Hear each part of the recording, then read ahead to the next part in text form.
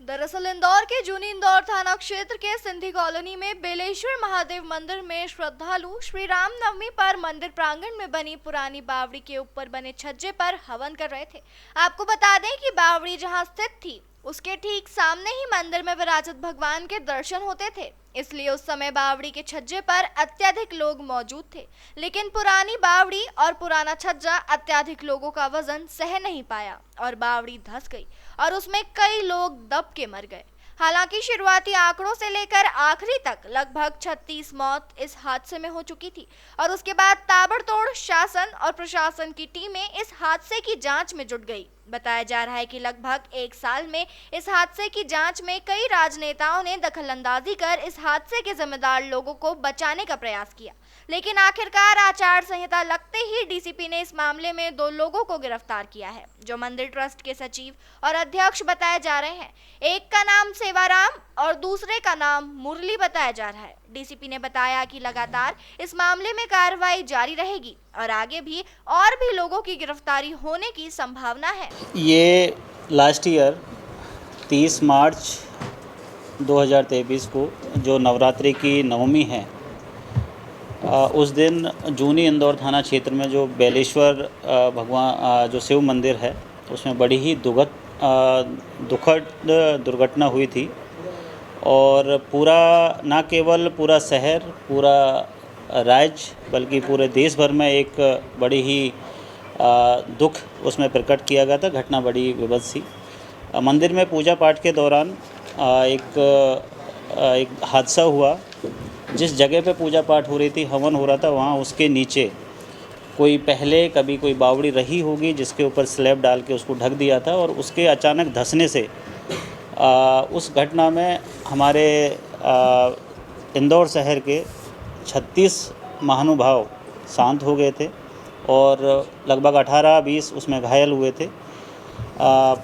इस पूरे प्रकरण को पूरे ही हमारे इंदौर शहर वासियों ने, शहर के प्रबुद्धजनों ने, हमारे जो पूरे अक्रॉस द सोसाइटी एक बहुत ही शोक की लहर इसमें चली गई थी। सभी ने काफ़ी इसमें अपना जो अपनी व्यथा है या अपना रोष है या जो अपना वो कंसर्न है इसमें बिल्कुल उन्होंने प्रकट किया था।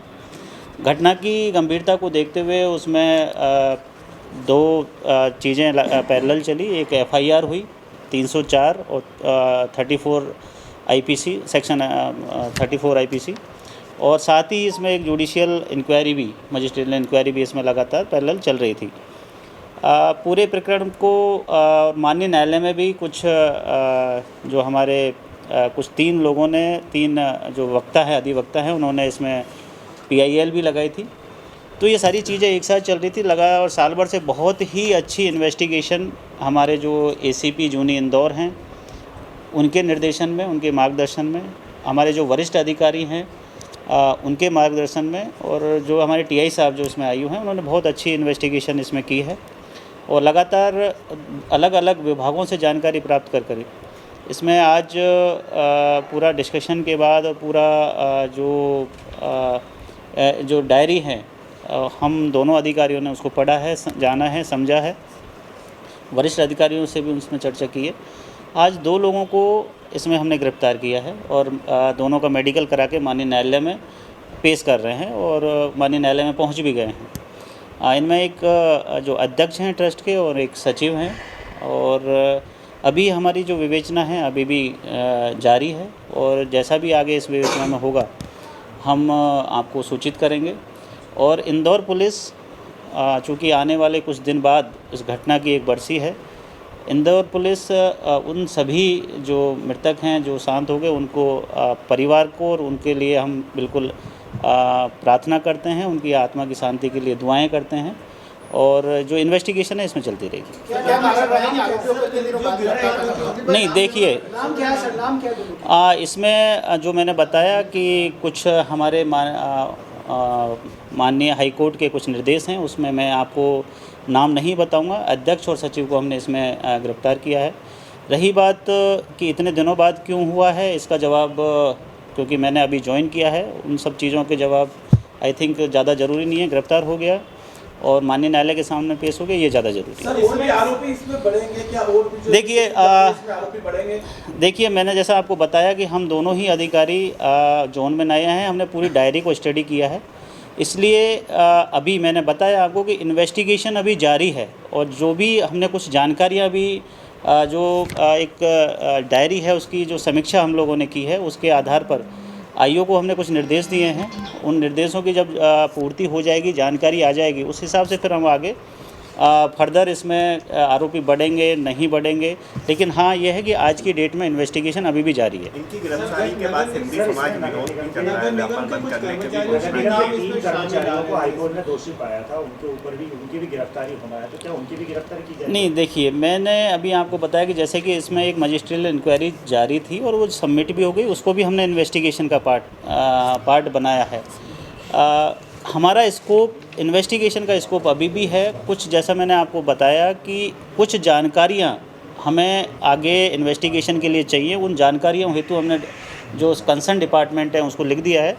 जैसे ही वो जानकारी हमारे पास आएगी, डायरी का पार्ट बनेगी, इन्वेस्टिगेशन का पार्ट बनेगी, उस हिसाब से हम उस वक्त जो कानूनी राय लेके, हमारे जो डीपीओ साहब हैं उनसे कानूनी राय लेके आगे की जो भी वैधानिक कार्रवाई होगी, बिल्कुल निष्पक्ष और कार्रवाई इसमें हमारी तरफ से। किस तरह की बातों का जिक्र किया गया है और उसमें जैसा कि सामने आ रहा था उस समय भी मजिस्ट्रियल जांच में नगर निगम के कुछ अधिकारियों का नाम जैसे बी और मजिस्ट्रियल जांच को इन्वेस्टिगेशन का पार्ट बनाया है, इन्वेस्टिगेशन जारी है। जानकारी अभी मैं उसमें आधे अधूरे में कोई कमेंट नहीं करूंगा जब तक मेरे पास जो जानकारी आ जाए और मैं डायरी का पार्ट बना लूँ और इन्वेस्टिगेशन में जो साक्ष्य आएंगे उस हिसाब से हमारी अग्रिम कार्रवाई रहेगी। आरोपियों का रिमांड मांगा जाए। अब ये अभी क्योंकि इसमें ऐसा कुछ जब्ती के लिए, पूछताछ के लिए ऐसा कुछ हमारे पास है नहीं, हम उनको न्यायिक अभिरक्षा में भेज रहे हैं। अभी रिमांड, क्योंकि जो इन्वेस्टिगेशन है काफ़ी डिटेल्ड और एलिबोरेटिव डिटेल हुई है, बहुत अच्छी इन्वेस्टिगेशन उन्होंने की है, तो अभी हम न्यायिक अभिरक्षा में ही भेज रहे हैं, पुलिस रिमांड नहीं ले रहे हैं। और जो आपका कंसर्न था कि जो समाज के कुछ लोग, समाज के सभी प्रबुद्ध जनों से हमारी इसमें बात हुई है, उनको लगातार सतत हमारा उनके साथ में वार्तालाप चल रहा है और जितनी विभत्स ये घटना थी, जितना एक तरीके से जो अनहोनी या जो हुई थी, उसके चलते सभी का कंसर्न ये था, उस वक्त भी कंसर्न था कि एक बड़ी ही अनहोनी हो गई, उसमें ये घटना हो गई, तो सभी समाज के लोग पुलिस के साथ हैं, कानून व्यवस्था के साथ में हैं और इस तरीके की कोई भी जानकारी हमें नहीं है कि कोई विरोध प्रदर्शन हो रहा हो या फिर किसी और तरीके की कोई बात आ रही हो। सभी इंदौर पुलिस का साथ दे रहे हैं और उम्मीद है कि इसी तरीके से इंदौर पुलिस का साथ देते रहेंगे, शांति बनी रहेगी।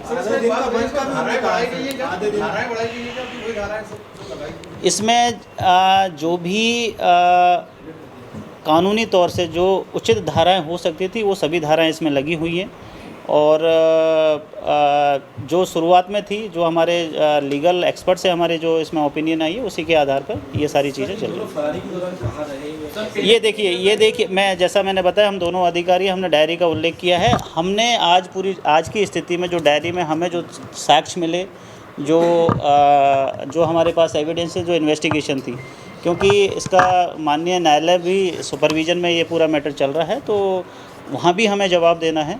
तो इस हिसाब से हमने इसमें डायरी में जो उचित कार्रवाई बनती थी वो हमने की है और बिल्कुल इसमें विवेचना भी जारी है।